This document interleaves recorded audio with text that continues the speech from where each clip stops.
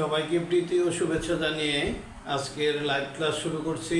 আমি শীতল চন্দ্র দাস, প্রভাষক, হিসাব বিজ্ঞান বিভাগ, Nayabazar degree college. HSC 2025 BC শিক্ষার্থীদের জন্য আমাদের নিয়মিত আয়োজনের অংশবিশেষ হিসাবে আমরা এই এমসিকিউ ক্লাসে আজকে লাইভে চলে আসলাম। দীর্ঘ ছুটির পর, কোরবানি ঈদের ছুটির পর, দীর্ঘ ছুটির মধ্যে বিরতি থাকার কারণে আমরা লাইভ ক্লাসটা চলমান রাখতে পারিনি। এখন থেকে নিয়মিত আমরা চেষ্টা করব এই লাইভ ক্লাসটি চলমান রাখার জন্য, এবং চেষ্টা করব যেন প্রতিদিনই এই এমসিকিউ ক্লাসটা আমরা চলমান রাখতে পারি। আর সেই সুবাদে আমি সবাইকে বলবো, যারা হিসাব বিজ্ঞান এমসিকিউতে যাদের সমস্যা থাকে, যারা হিসাব বিজ্ঞান এমসিকিউকে অনেক ভয় পাও, তারা যদি আমাদের এই লাইভ ক্লাসগুলো নিয়মিত দেখো অথবা রেকর্ডেড ভিডিওগুলো নিয়মিত দেখো, তাহলে আশা করি যে হিসাব বিজ্ঞানের এমসিকিউ নিয়ে তোমাদের কোনো সমস্যা থাকবে না। আমরা সাধারণত প্রত্যেকটা বোর্ড ধরে ধরে হিসাবে এমসিকিউগুলো সমাধান করে থাকি, এবং প্রত্যেকটা এমসিকিউর বিস্তারিত ব্যাখ্যা প্রদান করা হয়, যেটা একজন শিক্ষার্থীর জন্য খুবই উপকারে আসে।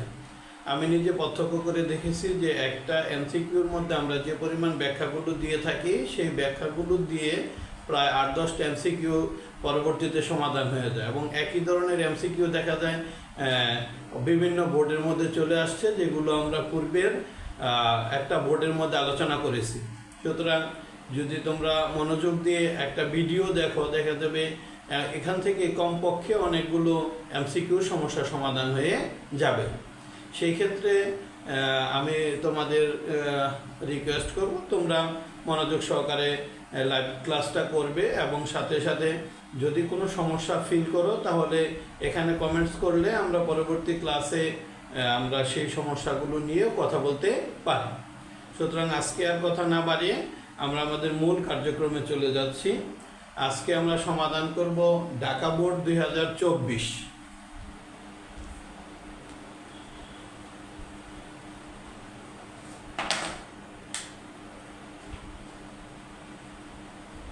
ঢাকা বোর্ড 2024 হিসাব বিজ্ঞান দ্বিতীয় পত্র এমসিকিউ। হিসাব বিজ্ঞান দ্বিতীয় পত্রের এমসিকিউগুলো আজকে আমরা সমাধান করার চেষ্টা করব। আমাদের এই লাইভ ক্লাসটা ঠিক মতো আসছে কিনা, আমার শব্দ শোনা যায় কিনা, তোমরা একটু চেক করে আমাকে কমেন্টসে জানাবা, যেন আমার শব্দটা শোনা যাচ্ছে কিনা সেটা একটু কমেন্টসে জানাও। যারা দেখতেছ তারা কমেন্টসে জানাও যে শব্দটা শোনা যাচ্ছে কিনা।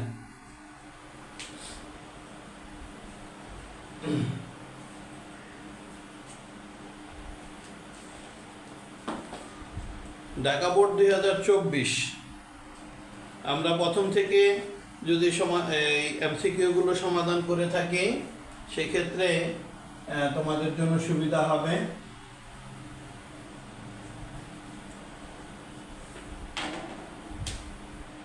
এক নাম্বার এমসিকিউর মধ্যে যেটা এসেছে, মুনাফার যে অংশ শেয়ার হোল্ডারদের মধ্যে বন্টন করে দেওয়া হয় তাকে কি বলা হয়? মুনাফার যে অংশ শেয়ার হোল্ডারদের মধ্যে বন্টন করে দেওয়া হয় তাকে কি বলা হয়? সেটাকে লভ্যাংশ বলা হয়।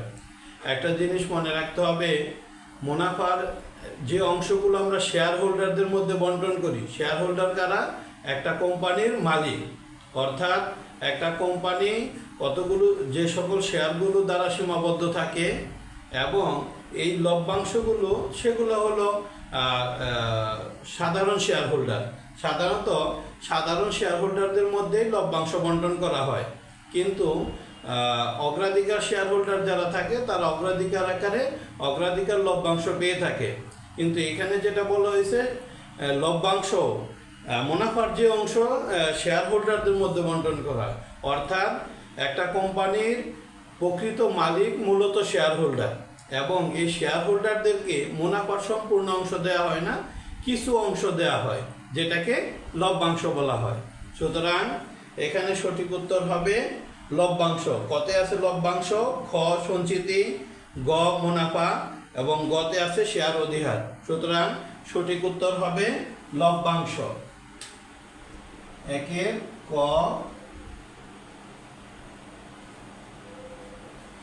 লভ্যাংশ। 2 নম্বর প্রশ্ন বলছে নিচের কোন অনুপাতটি দীর্ঘমেয়াদী সচ্ছলতা যাচাইয়ের জন্য ব্যবহার করা হয়।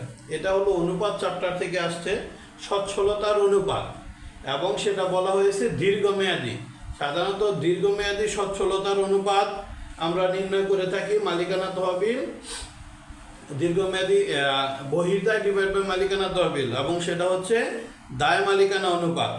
অর্থাৎ দীর্ঘমেয়াদী সচ্ছলতার অনুপাত হলো দায় মালিকানা অনুপাত। তারপর আবার আছে হলো মূলধন, বিনিয়োজিত মূলধনের আয় অনুপাত। এগুলো দীর্ঘমেয়াদী মূলধনে সচ্ছলতা, দীর্ঘমেয়াদী সচ্ছলতা অনুপাত। অর্থাৎ দীর্ঘমেয়াদী সচ্ছলতা যাচাই করার ক্ষেত্রে দায় মালিকানা অনুপাত অথবা মালিকানা অনুপাত, অথবা আরেকটা হলো শেয়ার কি বলবো বিনিয়োজিত মূলধনের আয় অনুপাত। এই দুইটা অনুপাত দিয়ে আমরা দীর্ঘমেয়াদী সচ্ছলতা নির্ণয় করতে পারি। সুতরাং এখানে ক নাম্বার আছে মজুদ আবর্তন না, দায় মালিকানা অনুপাত না, চলতি অনুপাত না, নিট লাভ অনুপাত না। নিট লাভ দিয়ে আমরা নির্ণয় করতে পারি না, শুধুমাত্র দায় মালিকানা অনুপাতের মাধ্যমে আমরা দীর্ঘমেয়াদী সচ্ছলতার অনুপাত, দীর্ঘমেয়াদী সচ্ছলতা যাচাই করতে পারি। সুতরাং 2 নম্বরের সঠিক উত্তর হবে দায় মালিকানা। খ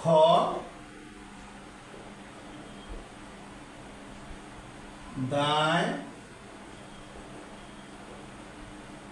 মালিকানা অনুপাত।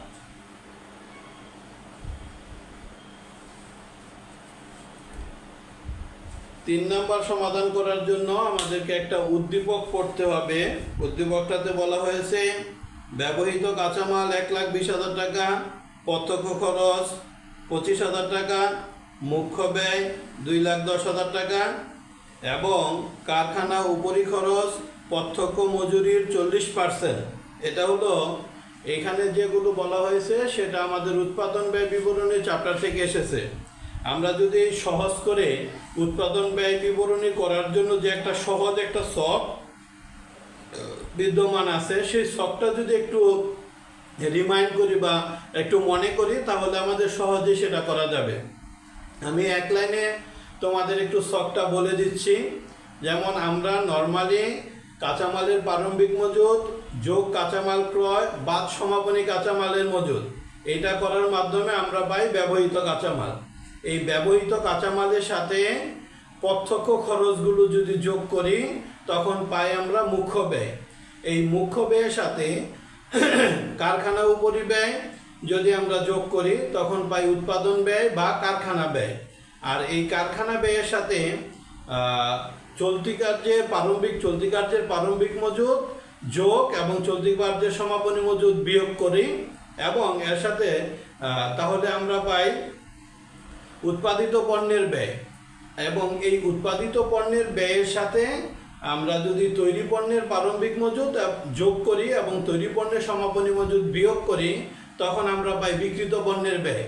আর এই বিক্রিত পণ্যের ব্যয়ের সাথে যদি আমরা পরিচালন ব্যয় অর্থাৎ প্রশাসনিক উপরিব্যয় এবং বিক্রয় ও বিতরণ উপরিব্যয় এটা যোগ করি তখন পাই হলো মোট ব্যয়। আর মোট ব্যয়ের সাথে যদি মুনাফা যোগ করি তাহলে পাই বিক্রয় মূল্য। অর্থাৎ এই ছকটা, এই দাবটা যদি আমরা একটু মনে রাখি তাহলে উৎপাদন ব্যয় বিবরণীতে এই ধরনের যে সকল এমসিকিউগুলো আসে সেগুলো আমরা খুব সহজে সমাধান করতে পারবো। এখানে যেটা আমাদেরকে বলা হয়েছে তথ্য দেওয়া আছে হলো ব্যবহৃত কাঁচামাল দেওয়া আছে, তারপর প্রত্যক্ষ খরচ দেওয়া আছে এবং মুখ্য ব্যয় দেওয়া আছে। আমরা যদি এখানে লক্ষ্য করি মুখ্য ব্যয় দেওয়া আছে, তার মানে কি আমরা মুখ্য ব্যয় দেওয়া আছে বাট এইখানে আমাদের চাইছে প্রত্যক্ষ মজুরি, তাহলে আমাদের পিছন থেকে যেতে হবে। যদি আমরা সূত্রের মাধ্যমেও এটা নির্ণয় করতে চাই, এখানে আমাদের প্রশ্ন বলা হয়েছে যে প্রত্যক্ষ মজুরি ও কারখানা উপরি খরচের পরিমাণ কত। এইখানে আবার বলা হয়েছে যে কারখানা উপরি খরচ প্রত্যক্ষ মজুরি 40%। আমাদের এখানে দেওয়া আছে কি মুখ্য ব্যয়, আমাদের দাগটা হলো দেওয়া আছে হলো যদি বলি আমরা প্রত্যক্ষ মজুরি বের করলাম, ওকে 3 প্রত্যক্ষ মজুরি। তাহলে প্রত্যক্ষ মজুরি বের করতে গেলে আমাদের মুখ্য ব্যয় যেহেতু দেয়া আছে, আমরা ব্যবহৃত কাঁচামালের সাথে মুখ্য ব্যয়, ব্যবহৃত কাঁচামালের সাথে প্রত্যক্ষ খরচ যেগুলো আছে, অর্থাৎ প্রত্যক্ষ খরচগুলো যোগ করার পরে মুখ্য ব্যয় পাই। তাহলে এখান থেকে যদি আমরা মুখ্য ব্যয় থেকে ব্যবহৃত কাঁচামাল বাদ দেই, ব্যবহৃত কাঁচামাল এবং প্রত্যক্ষ খরচ, ব্যবহৃত কাঁচামাল মাইনাস প্রত্যক্ষ খরচ, যেহেতু এখানে প্রত্যক্ষ খরচ দেওয়া আছে, সুতরাং এইটা থেকেই আমরা সহজেই প্রত্যক্ষ মজুরিটা পেয়ে যাব। এখানে আমাদের প্রত্যক্ষ মুখ্য ব্যয় দেওয়া আছে 2,10,000 এবং ব্যবহৃত কাঁচামাল 1,20,000, প্রত্যক্ষ খরচ 25,000, 1,20,000 প্রত্যক্ষ খরচ হলো 25,000। এটা যদি ক্যালকুলেশন করি তাহলে আমরা পেয়ে যাব প্রত্যক্ষ খরচ হলো 65,000 টাকা। আর এটার সঠিক উত্তরটা আছে হলো ক নাম্বারে। তাইলে আমরা পেয়ে গেলাম প্রত্যক্ষ মজুরি 65,000। দেন আরো বলছে আমাদের কারখানা উপরি খরচ বের করো। তাহলে কারখানা উপরি খরচ সমান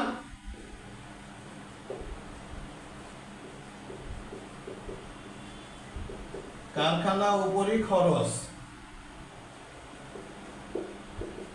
এখানে একটা জিনিস বলা আছে যে কারখানা উপরি খরচ প্রত্যক্ষ মজুরি 40%। তাহলে আমরা প্রত্যক্ষ মজুরি পেয়েছি 65,000, এর 40% হলো কারখানা উপরি খরচ। তাহলে 40% যদি আমরা করি তাহলে আসে 26,000 টাকা। সুতরাং 3 নম্বরের সঠিক উত্তর হবে ক নাম্বার 65,000 এবং 26,000। সঠিক উত্তর ক।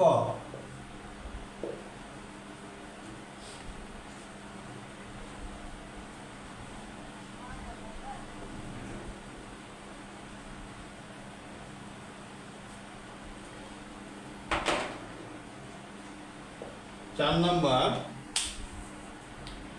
নম্বর বলছে উৎপাদন ব্যয়ের পরিমাণ কত। উৎপাদন ব্যয়ের পরিমাণ কত? আমরা একটু বলেছিলাম যে উৎপাদন ব্যয় কিভাবে নির্ণয় করি, মুখ্য ব্যয়ের সাথে কারখানা উপরি ব্যয় যদি যোগ করি তাহলে আমরা উৎপাদন ব্যয় পেয়ে যাই। তাহলে 4 উৎপাদন ব্যয় সমান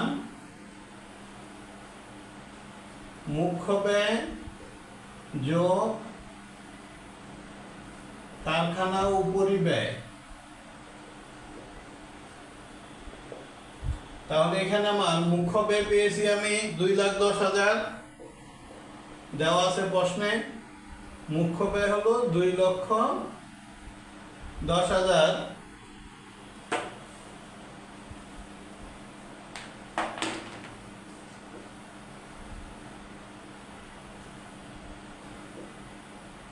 প্লাস কারখানা উপরি ব্যয়, কারখানা উপরি ব্যয় আমি পেয়েছি, এখানে যেহেতু বলা আছে কারখানা উপরি খরচ প্রত্যক্ষ মজুরি 40%, তাহলে 3 নাম্বার এমসিকিউটার মধ্যে আমরা কারখানা উপরি ব্যয় পেয়েছিলাম 26,000। সুতরাং আমাদের উৎপাদন ব্যয় হবে 2,36,000। তাহলে এটা সঠিক উত্তর আছে হলো ক নাম্বার। 4 নম্বরের সঠিক উত্তর হবে ক। কত টাকা? 2,36,000 টাকা। এবার আসি 5 নাম্বার, বলছে কোনটি পরিচালন ব্যয়? আগুনে বিনষ্ট পণ্য পরিচালন ব্যয় কোনগুলো? আমরা যদি কয়েকটা পরিচালন ব্যয়ের নাম বলি তাহলে সহজে ধরা যাবে। 1 নাম্বার হলো বেতন, বিজ্ঞাপন, মনিহারি, অফিস ভাড়া, বিদ্যুৎ খরচ, তারপর কুরিন, অফিস ভাড়া, বিজ্ঞাপন, এগুলো হলো সাধারণত পরিচালন ব্যয়। আরও অনেকগুলো আছে। আমরা এখান থেকে দেখব কোনগুলো পরিচালন ব্যয়ের মধ্যে যায়। যেমন আগুনে বিনষ্ট ক্ষতি, এটা অপরিচালন ব্যয়। অফিস ভাড়া পরিচালন ব্যয়। সম্পত্তি বিক্রয়জনিত ক্ষতি অপরিচালন ব্যয়। বন্ধকি ঋণের সুদ অপরিচালন ব্যয়। তাহলে এখানে একমাত্র পরিচালন ব্যয় হলো অফিস ভাড়া। সুতরাং 5 নম্বরের সঠিক উত্তর হবে খ।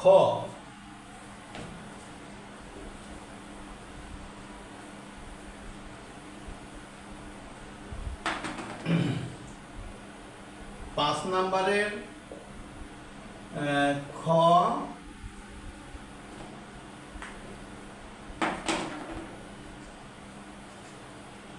অফিস ভাড়া।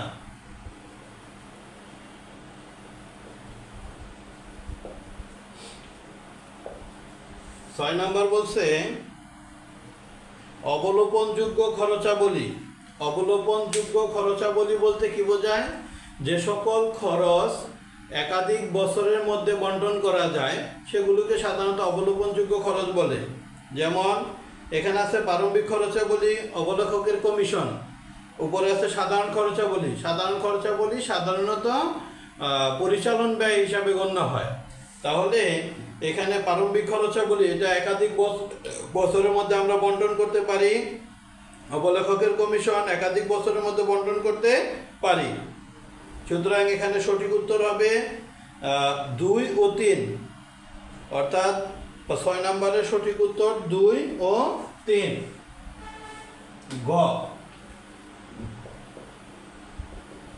2 ও 3। 7 নম্বর বলছে অদাবিকৃত লভ্যাংশ কোম্পানির কি?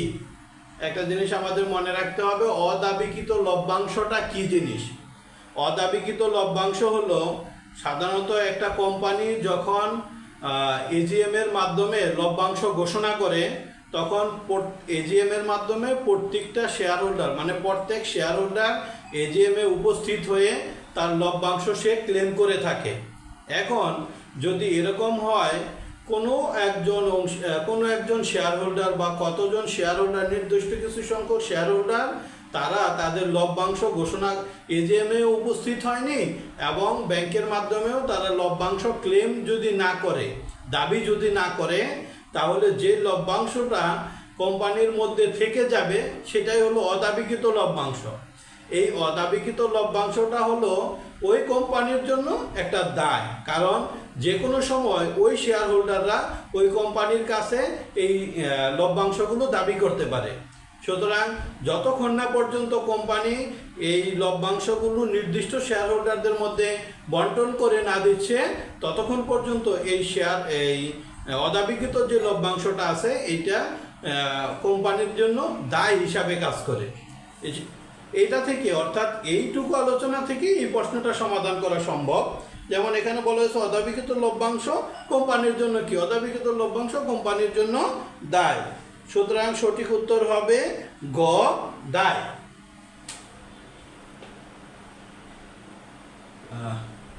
ঘ, দায়।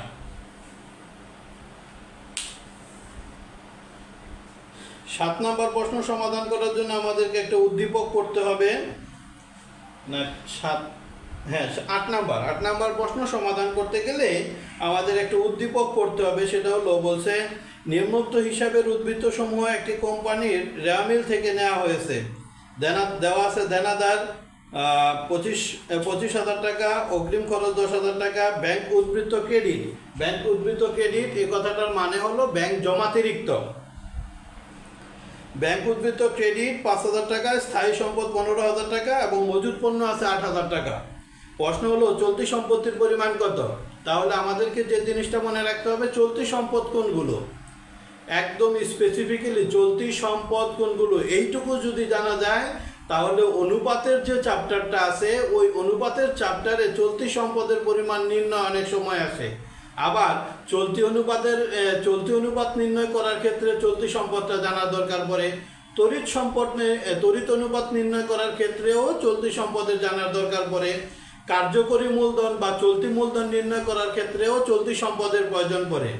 অর্থাৎ তিনটা অনুপাতের সমাধান করার জন্য চলতি সম্পদের পরিমাণ নির্ণয় করার প্রয়োজন পড়ে এবং প্রত্যেকটা আমি দেখেছি অ্যানালাইসিস করে প্রত্যেকটা পরীক্ষার মধ্যে যে কোনো বোর্ডে হোক এই চলতি অনুপাত, তড়িৎ অনুপাত, কার্যকরী মূলধন অনুপাত অথবা চলতি মূলধন অনুপাত এখান থেকে কমপক্ষে বিগত বছরগুলোতে 6 মার্কের প্রশ্ন হয়েছে। যদি তোমরা অনুপাত বিশ্লেষণটা করো, অনুপাতের যে চ্যাপ্টারটা আছে এটা করো, তাহলে এই 4টা সূত্র থেকে বা 3টা সূত্র থেকেই দেখা যাবে অনেকেই মিনিমাম 5 থেকে 6 অ্যান্সার করতে পারবে, বাট বেশিও করা সম্ভব। তো আমরা এখানে যেহেতু এমসিকিউ ক্লাস করাচ্ছি সেটার জন্য আমরা ডিটেলসে না গিয়ে চলতি সম্পদ কোনগুলো, আমি অলরেডি যখন প্রথম পত্রের ক্লাস করিয়েছিলাম সেখানে চলতি সম্পদের যে কোনগুলো চলতি সম্পদ সেগুলো উল্লেখ করে দিয়েছি। তারপরেও আজকে একটু আমি বলে দিচ্ছি। চলতি সম্পদ হাতে নগদ, ব্যাংক জমা, দেনাদার বা প্রাপ্য হিসাব, মজুদ পণ্য, প্রাপ্য নোট, প্রাপ্য বিল, তারপর হলো মজুদ পণ্য বলেছি, অগ্রিম খরচ, অনাদায়ী আয় অর্থাৎ বকেয়া আয়, এগুলো হলো চলতি সম্পদের আওতাভুক্ত হয়। তাহলে এখানে আমরা দেখব কি কি আছে। দেনাদার আছে, চলতি সম্পদের পরিমাণ যদি আমরা এখানে নির্ণয় করি,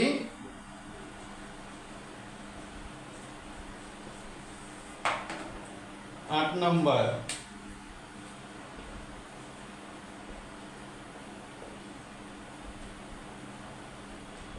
চলতি সম্পদের মধ্যে আছে কি দেনাদার, হ্যাঁ যাবে দেনাদার 25,000, তারপর অগ্রিম খরচ 10,000,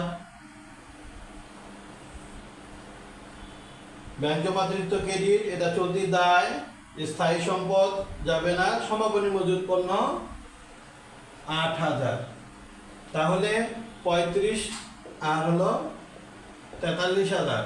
সুতরাং চলতি সম্পদের পরিমাণ 43,000 টাকা। সঠিক উত্তর হলো ঘ।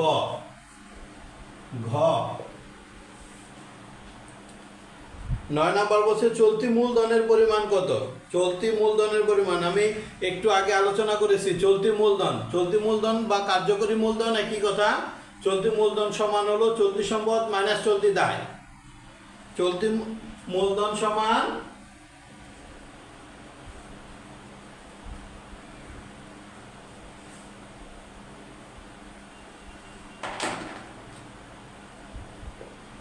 চলতি মূলধন সমান চলতি সম্পদ মাইনাস চলতি দায়। তাহলে এখানে আমাদের চলতি সম্পদ তো আগে পেয়েছি 43,000 টাকা মাইনাস চলতি দায়, যেহেতু একটা চলতি দায় এখানে আছে ব্যাংক উদ্বৃত্ত ক্রেডিট 5,000 টাকা, তাহলে 5,000 টাকা বাদ দিয়ে দেই। তাহলে আমরা চলতি মূলধন পেয়ে যাই 38,000। সুতরাং এখানে 38,000 টাকা আছে ঘোড়ার ঘ। সুতরাং এখানে সঠিক উত্তর হলো 38,000 টাকা।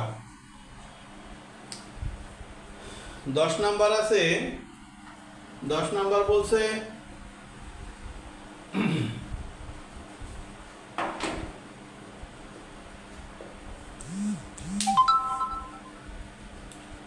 সুনাম কোন প্রকারের সম্পত্তি। সুনাম হলো অদৃশ্যমান সম্পদ। তাহলে অদৃশ্যমান সম্পদ কোনটি? সুনাম, প্যাটেন্ট, ট্রেডমার্ক, কপিরাইট, এই 4টা হলো অদৃশ্যমান সম্পদ বা অস্পর্শনীয় সম্পদ। তাহলে এখানে সহজ কথায় লিখে দেব অদৃশ্যমান সম্পত্তি। সুতরাং 10 নম্বরের সঠিক উত্তর হলো ক।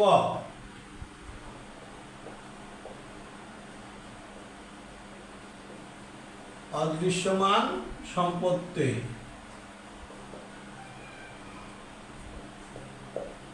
11 নম্বর বলছে কি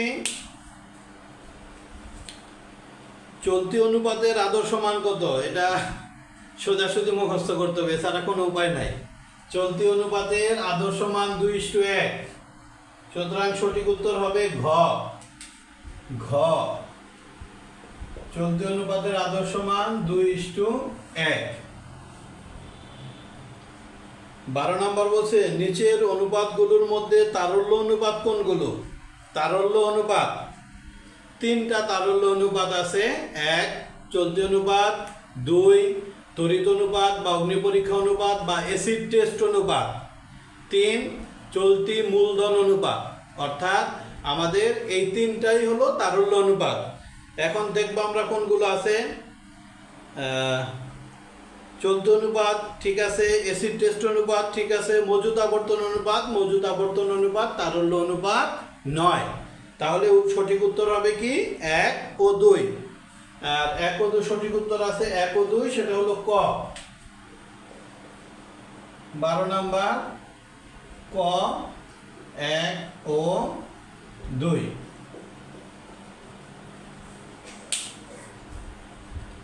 বলছে মুনাফা অর্জন ক্ষমতা অনুপাত হলো কি?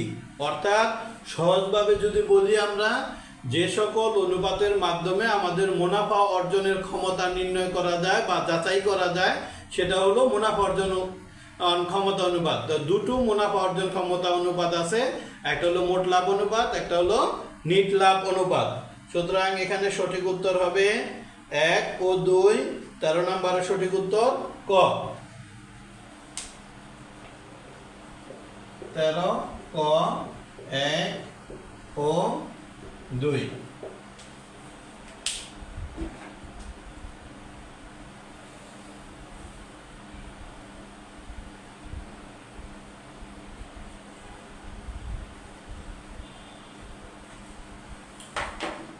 চোদ্দ নম্বর প্রশ্নটা সমাধান করার জন্য আমাদের একটা উদ্দীপক পড়তে হবে।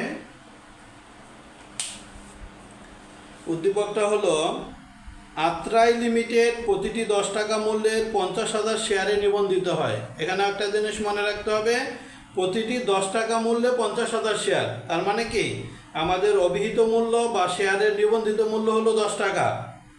কোম্পানি 10,000 শেয়ার ইস্যু করে 1,20,000 টাকা মূল্যের একটি মেশিন ক্রয় করে। 10,000 শেয়ার ইস্যু করে আমাদের মূল্য কত? 10,000 শেয়ার ইস্যু করে প্রতিটা শেয়ারের মূল্য হলো 10 টাকা। সুতরাং আমাদের অনুমোদিত আমাদের মূলধনের পরিমাণ হলো 1 লক্ষ টাকা। বাট এটা আমরা বিক্রয় করেছি কত টাকা? 1,20,000 টাকা। তার মানে হলো অধিহারে বিক্রয় করেছি। এটা কিন্তু আমাদের খেয়াল রাখতে হবে। যদি এই মূল্য থেকে, অর্থাৎ অভিহিত মূল্য থেকে বিক্রয় মূল্যের পরিমাণ, অভিহিত মূল্য থেকে যদি বিক্রয় মূল্যের পরিমাণ বেশি হয়, তাহলে অধিহারে শেয়ার ইস্যু হবে। অধিহারে শেয়ার ইস্যু হবে। কিন্তু যদি অভিহিত মূল্য থেকে কম মূল্যে শেয়ার ইস্যু করা হয়, ধরি এখানে 90,000 টাকা মূল্যে শেয়ার ইস্যু করা হয়, তাহলে সেটা হলো অবহার। আচ্ছা, এটা আমরা প্রশ্নটা একটু বুঝে নিলাম। দেন বলছে কি নগদ 3,90,000 টাকা মূল্যের বিনিময়ে 30,000 শেয়ার ইস্যু করা হলো। 30,000 শেয়ার ইস্যু করা হলো। আমরা যদি 30,000 শেয়ার আসি, 30,000 শেয়ার ইন্টু 10, তাহলে ইন্টু 10 যদি দেই, তখন এটার মূল্য আসে হলো 3 লক্ষ টাকা। 3 লক্ষ টাকা। বাট আমরা বিক্রয় করেছি 3,90,000 টাকা। তার মানে কি এখানে 90,000 টাকা বেশি মূল্যে বিক্রয় করছি। তার মানে একটা শেয়ার আমি এখানে বিক্রয় করেছি হলো 13 টাকায়, আর এইখানে বিক্রয় করেছি হলো 12 টাকায়। তার মানে এখানে অধিহারের পরিমাণ, অধিহারে শেয়ারগুলো আমরা বিক্রয় করেছি। এবার আমরা প্রশ্নটা যদি সমাধান করি, তাহলে দেখব আমি এইখানে যেটুকু আলোচনা করেছি সেখান থেকে আমাদের প্রশ্ন সমাধান হয়ে যাবে। বলা হয়েছে কোম্পানির বিলিখিত মূলধন কত। একটা জিনিস মনে রাখতে হবে, মূলধন সবসময় অভিহিত মূল্যে হয়। তাহলে এই কোম্পানি বিলি করেছে কত? কোম্পানি বিলিখিত মূলধন,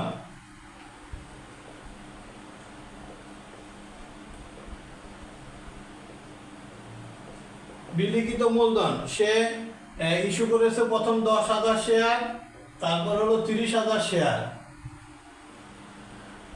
গুণ অভিহিত মূল্য।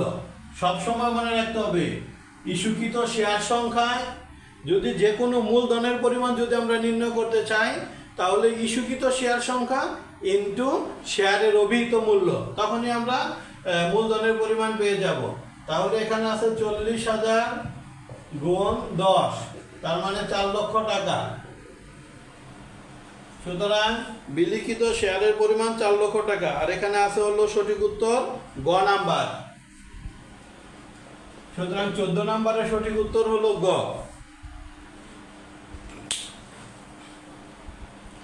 15 নম্বর বলেছে কোম্পানির মূলধন জাতীয় লাভ কত। আমরা আগে যে আলোচনাটা করেছিলাম প্রথম দিকে সেটা থেকে এটা বের করা যাবে। মূলধন জাতীয় লাভ 10,000 শেয়ার বিক্রয় করেছি আমি 1,20,000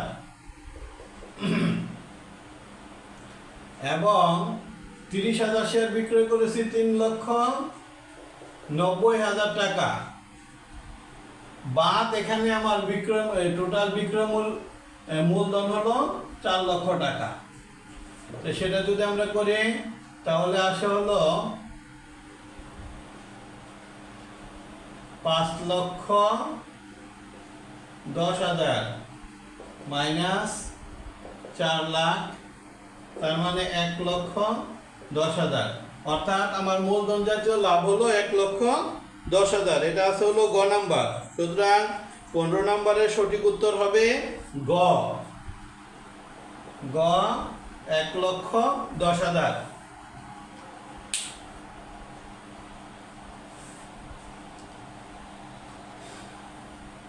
16 নম্বর বলছে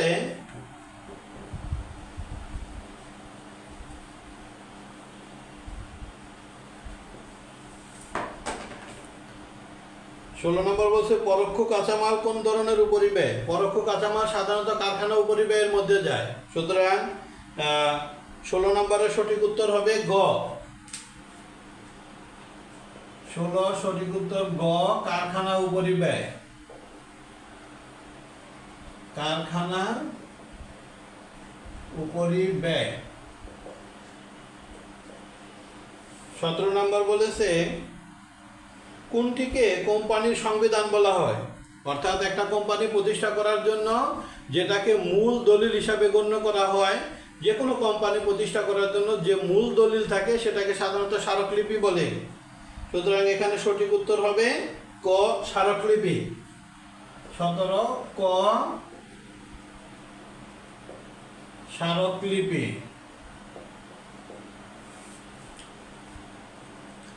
18 নম্বর বলছে কোনটি কারখানা উপরি খরচ নয়। কারখানা উপরি খরচ নয়। কারখানার ভাড়া, কারখানা উপরি খরচ, কারখানার বৈদ্যুতিক বিল খরচ, কারখানার অগ্নিবীমা সালামি খরচ, কারখানার শ্রমিকের মজুরি। না, কারখানার শ্রমিকের মজুরিটা হলো প্রত্যক্ষ খরচ। সুতরাং এখানে সঠিক উত্তর হবে গ। গ, কারখানার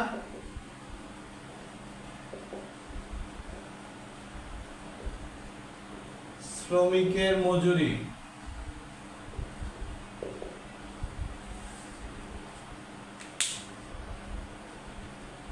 19 নম্বরে একটা উদ্দীপক আছে।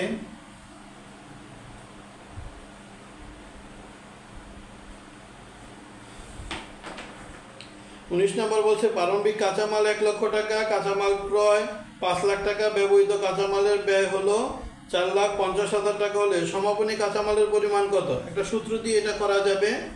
সমাপনী কাঁচামাল সমান 19 নম্বর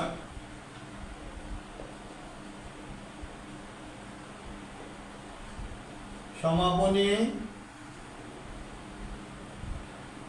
কাঁচামাল সমান প্রারম্ভিক মজুত যোগ কাঁচামাল ক্রয়। কাঁচামাল ক্রয় বা ব্যবহৃত কাঁচামাল।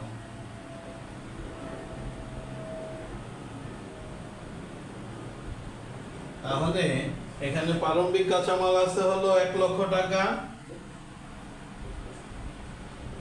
আর কাঁচামাল ক্রয় আছে 5 লক্ষ টাকা, ব্যবহৃত কাঁচামাল আছে 4,50,000 টাকা।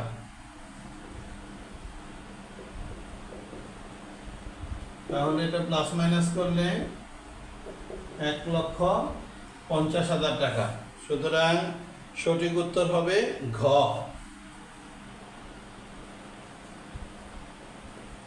ঘ। মুখ্য ব্যয়ের অন্তর্ভুক্ত খরচ কোনটি? মুখ্য ব্যয়ের অন্তর্ভুক্ত খরচ 20 নাম্বার হলো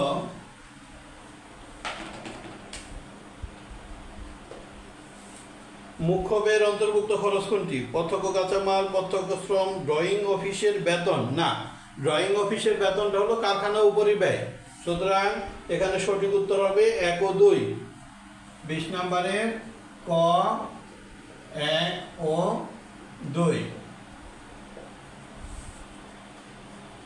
21 নম্বর বলছে রূপান্তর ব্যয়। রূপান্তর ব্যয় নির্ণয়ের সূত্র কি? রূপান্তর ব্যয় সমান হলো প্রত্যক্ষ শ্রম প্লাস কারখানা উপরিব্যয় বা উৎপাদন উপরিব্যয়।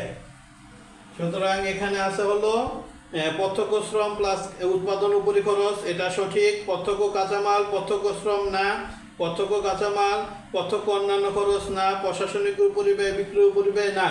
সুতরাং সঠিক উত্তর হবে ক, প্রত্যক্ষ শ্রম প্লাস উৎপাদন উপরিব্যয়। প্রত্যক্ষ শ্রম প্লাস উৎপাদন উপরি খরচ।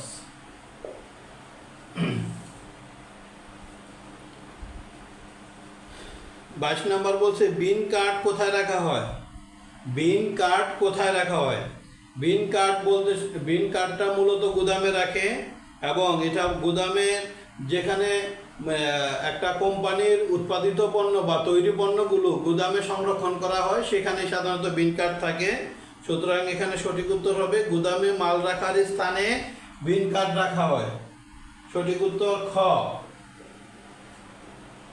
22 নাম্বার খ, গুদামে মাল রাখার স্থানে।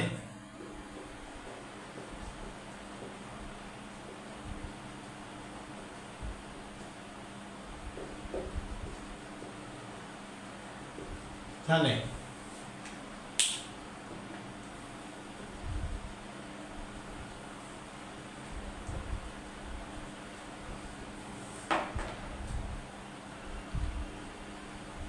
23 নম্বর বলছে কোন পদ্ধতিতে মজুদ মালের মোট মূল্যকে মোট পরিমাণ দ্বারা ভাগ করে একক প্রতি মূল্য নির্ণয় করা হয়। এটা হলো মজুদ পণ্যের হিসাব রক্ষণ থেকে আছে। অর্থাৎ আমরা যে মজুদ পণ্যের হিসাব রক্ষণ করে থাকি সেইখানে উদ্বৃত্তের মধ্যে যখন মজুদ পণ্যের মোট মূল্যকে মোট একক দিয়ে ভাগ করা হয় তখনই একক প্রতি মূল্যটা পায়, এবং সেটা হলো একমাত্র ভারযুক্ত গড় পদ্ধতিতে করা হয়। সুতরাং এখানে সঠিক উত্তর হবে ভারযুক্ত গড়। 23-এর উত্তর ঘ।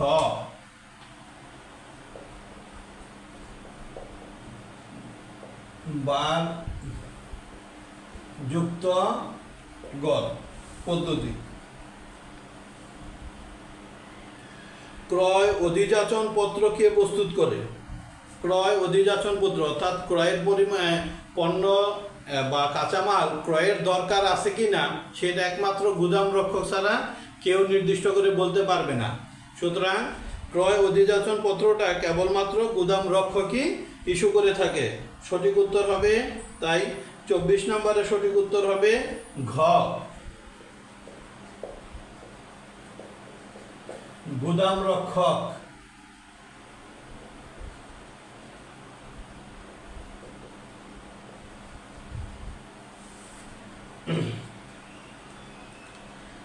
25 নম্বর বলছে অংশীদারি ব্যবসার সর্বোচ্চ সদস্য সংখ্যা কত? একটা অংশীদারি ব্যবসার মধ্যে সর্বনিম্ন সদস্য সংখ্যা 2 জন, সর্বোচ্চ সদস্য সংখ্যা হলো 20 জন। সুতরাং সঠিক উত্তর হলো খ।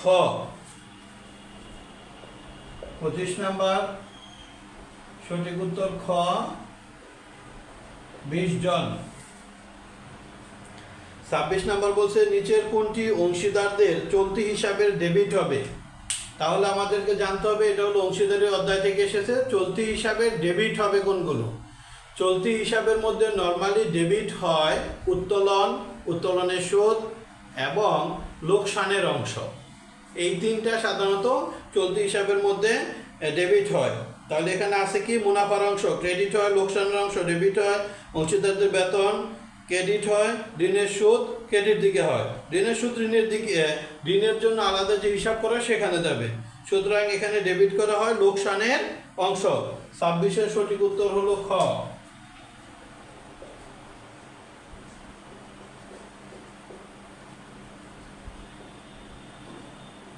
লোকসানের অংশ।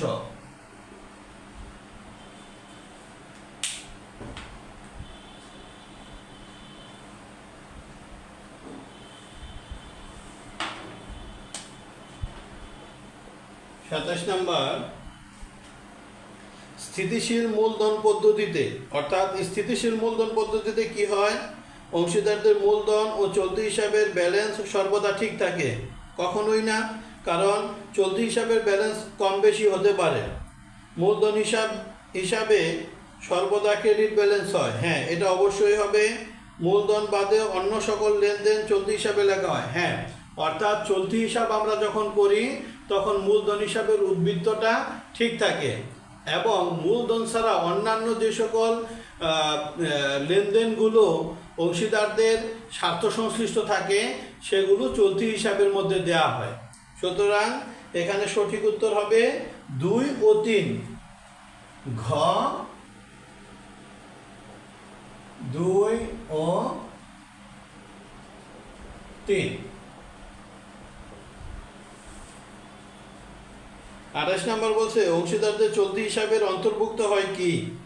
চলতি হিসাবের মধ্যে অন্তর্ভুক্ত হয় কোনটি, মূলধনের সুদ, হ্যাঁ হয়। অতিরিক্ত মূলধন না, মুনাফার অংশ হয়। তার মানে সঠিক উত্তর হবে 1 ও 3। 28-এর সঠিক উত্তর 1 ও 3, এবং সেটা আছে হলো খ নাম্বার।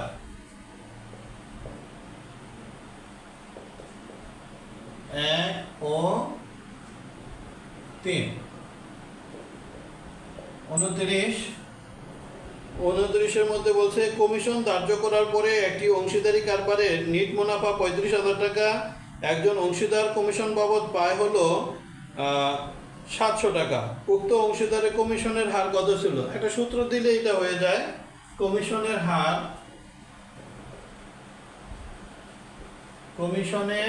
হার সমান কমিশন ডিভাইডেড বাই নিট মুনাফা ইন্টু 100। তাহলে এখানে কমিশন আছে 700, নিট মুনাফা আছে 35,000 ইন্টু 100। এটা করা হলে সরাসরি 2% চলে আসবে।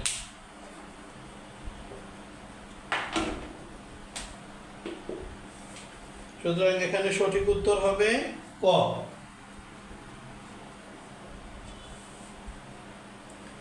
30 নম্বর বলছে কোম্পানির ব্যবস্থাপনা কর্মকাণ্ড কে পরিচালনা করে। একটা কোম্পানির ব্যবস্থাপনা কর্মকাণ্ড সাধারণত পরিচালনা পর্ষদ পরিচালনা করে, অন্য কেউ নয়। এখানে বলছে শেয়ার মালিকগণ তারা পরিচালনা অংশগ্রহণ করে না, উদ্যোক্তারা না, উদ্যোক্তারা আংশিক নেয়, সরকার নিযুক্ত বা শাসক না। কোম্পানি সাধারণত পরিচালিত হয় কোম্পানির নিয়ন্ত্রিত পরিচালনা পর্ষদ দ্বারা। সুতরাং সঠিক উত্তর হবে খ।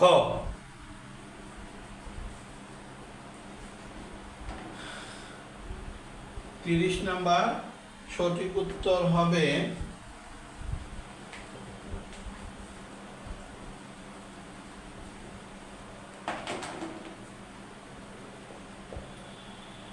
খ, পরিচালনা পর্ষদ।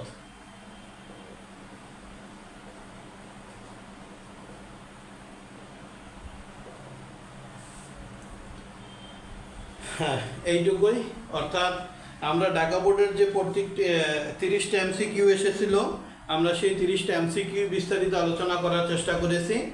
আর যদি তোমরা এই 30টা এমসিকিউ মনোযোগ সহকারে বা এই ভিডিওটা মনোযোগ সহকারে দেখো। যারা লাইভ দেখতে পারো না, ভিডিওটাও দেখো, তাহলে আশা করি এই একটা বোর্ডের এমসিকিউ থেকে তোমাদের বেসিক অনেক কিছু চলে আসবে এবং পরবর্তী যে কোনো বোর্ডে দেখবে এখান থেকে কমপক্ষে 5 থেকে 7টা অটোমেটিক্যালি তোমরা অ্যান্সার করতে পারবা।